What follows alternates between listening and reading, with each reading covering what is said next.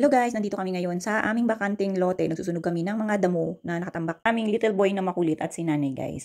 Ayan, thank you Lord. At uminit na naman buong maghapon. Kaya ito guys, nagsusunog na naman tayo ng mga damo na ating pinagdamuhan nakaraan na nakatambak lang dito sa bakanting lote.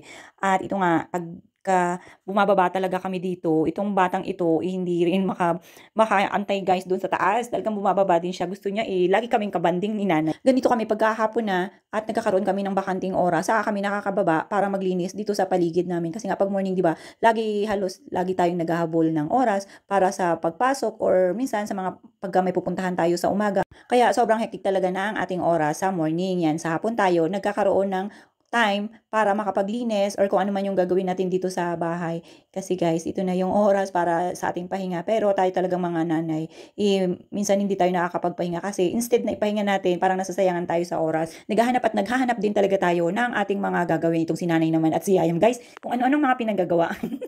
At itong si Yaya, bit na naman niya ang cellphone ng kanyang nanay. Ganyan po yan siya. Pero buong maghapon, hindi po yan napapahawak ng cellphone. Every time na nandito lang po ako sa bahay, yan, saka lang siya nagkakaroon ng time. At minsan, pagka dumadating pa lang ako, inaartihan na ako guys. Kaya, syempre, tayong mga nanay, malambot ang puso natin, di ba? Kahit na bawal, sasabihin natin, o kahit na saglit na oras lang, konting oras lang, mapasaya lang natin yung ating anak. Kaya lang minsan, sumusobra na talagang, pagka alam niya na kukunin na natin, saka naglalambing, di ba? Iiyak-iyak konti. Ganun din ba yung mga anak nyo guys? Tayong mga nanay kasi maawain tayo, kaya ganun.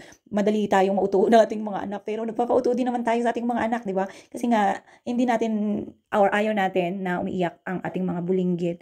At ito nga guys, tingnan nyo, kahit na nandito kami sa labas, itong batang ito, sayaw ng sayaw, kasi yan, yung napapanood niya doon guys sa YouTube, na lagi niyang ginagaya. Ewan ba, itong sinanay, napapagaya na rin.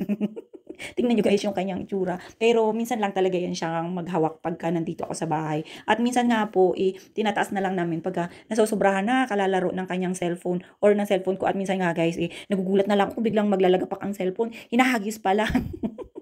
Kaya minsan nakakatakot si nanay, halos ayaw na rin magpahawak dito ng kanyang cellphone sa batang to kasi nga hinahagis niya guys. Parang naglalaro ba siya, nilalaruan niya kasi minsan may mga object din na napapanood siya na hinahagis, kaya pati cellphone niya nahahagis niya rin. Kaya tingnan niyo nga po yung kanyang mga ginagawa, minsan napapanood niya yan. Ay nako, pero sa ngayon po ito dapat pag-aaralin na namin siya. Pero guys, pinag-iisipan ko pa talaga ng malalim kasi 3 years old pa lang siya at parang syempre alam niyo naman tong batang to, bago pa lang nag-i-enjoy. Kaya parang tinatamad pa rin ako na papasukin sa school. Baka mamaya guys, maaga siyang pumasok, tama rin, 'di ba? So sabi ko, enjoy lang muna. Pero yun nga nakapag-inquire na rin po ako sa kanyang school na pagpapasukan. Kaya lang isip-isip muna ng malalim. Tingnan niyo nga sobrang kulit na kung saan-saan pumupunta at itong si nanay, walang magawa. Tingnan nyo, pinapanood na lang namin at konting sunod-sunod na lang, baka mamaya madapa pa at masugatan. Lalo na dito kami sa harap ng maraming mga bato-bato. So guys, hanggang dyan lang muna ang aming video. At kami ipapasok na rin ng bahay. Baka makagat na naman to ng lamok. Bye-bye guys!